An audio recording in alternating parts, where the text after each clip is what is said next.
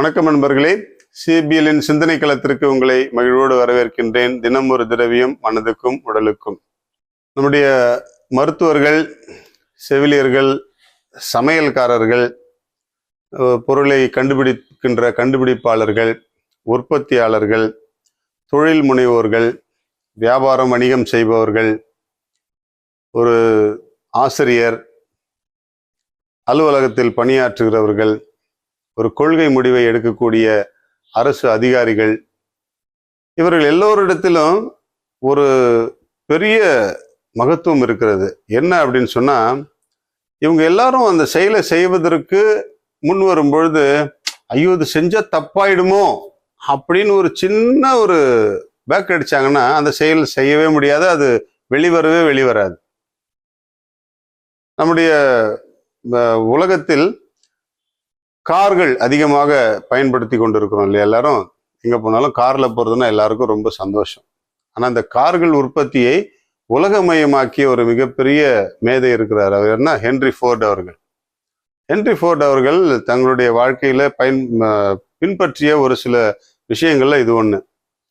அவருடைய வாழ்க்கையை பற்றி படிக்கும் பொழுது அவருடைய ஒரு சின்ன அவரை தாக்கிய ஒரு தாக்கத்தை பற்றி அவர் பேசுகிறார். என்னன்னா, தவறு நேர்ந்து விடுமோ என்று அஞ்சி எந்த செயலையும் செய்யாமல் பின்வாங்குவது இழிவானது அப்படின்னு சொல்றார். தவறு நேர்ந்து விடுமோ என்று அஞ்சி எந்த செயலையும் செய்யாமல் பின்வாங்குவது இழிவானது அப்படின்னு சொல்றார். அப்படியே நினைச்சிருந்தாங்கன்னா ஹென்றி ஃபோர்டு மூலியமாக இந்த உலகத்தில் கார்கள் புழக்கத்தில் வந்திருக்காது. அப்துல் கலாம் போன்ற நல்ல தலைவர்களுடைய உழைப்பில் ஏவுகணைகள் வந்திருக்காது. நல்ல புத்தகங்களை வெளியிடக்கூடிய அச்சு இயந்திரங்கள்லாம் கிடைத்திருக்காது. இதை சொன்னா தப்பாயிடுமோ அப்படின்னு சொல்லிட்டு யோசிச்சிருந்தாருன்னா மகாகவி சுப்பிரமணிய பாரதியார் நல்ல கவிதைகளை நமக்கு வழங்கியிருக்க முடியாது.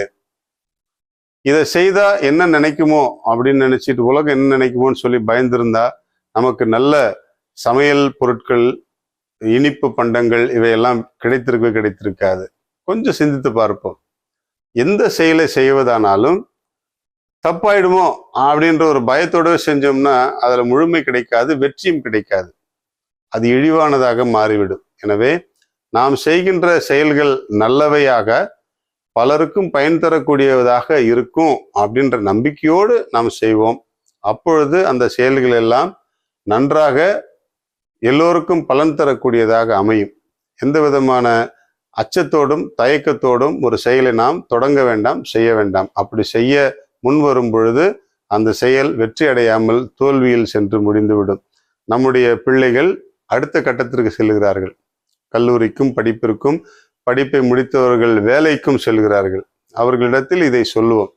நீங்கள் எதை செய்தாலும், எந்த முயற்சியை எடுத்தாலும், ஐயோ இந்த முயற்சியை எடுத்தால் தப்பாயிடுமோ அப்படிங்கிற ஒரு சந்தேகத்தோடவே நீங்க எடுக்க வேண்டாம்.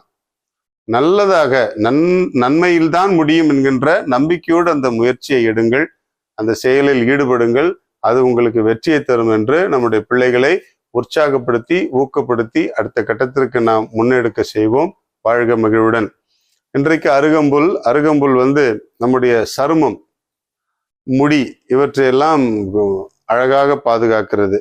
எப்படி என்றால் சருமம் பொலிவடையவும் மேம்படுத்துவதுடன் நம்முடைய தோல் வியாதிகள் மற்றும் ஒவ்வாமை, அலர்ஜி இவற்றையெல்லாம் அருகம்புல் சாறு நம்மை குணமாக்கக்கூடிய வகையில் பயன்படுகிறது.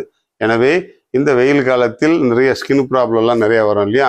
இதற்கு மாற்றாக அருகம்புல்லை பயன்படுத்தி நம்முடைய பிரச்சனைகளிலிருந்து விடுபடுவோம். வாழ்க மகிழ்வுடன்.